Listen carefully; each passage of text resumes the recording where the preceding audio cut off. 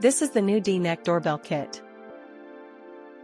Swipe the doorbell to open the cover. Insert the battery to switch it on. Your doorbell is ready to be paired. The monitor can be desktop placed or wall mounted. Connect it to the power supply. Your monitor is ready to be paired. You'll get an option to pair them.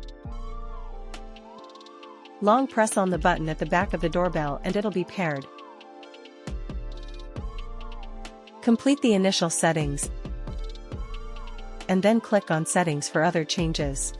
You can make changes in intercom, display, and other settings.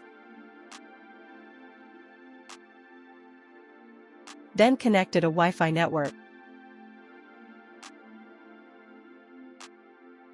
Enter the password. Now it is connected. It has a Do Not Disturb feature and can be preferably set up. Go to System and scan the QR code to download the DNAKE Smart Life app and register your device.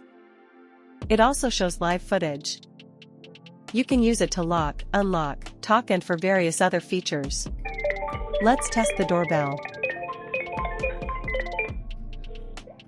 You can accept reject and it automatically takes a snap when the doorbell rings. It also has Tamper alert for cases of theft and vandalism.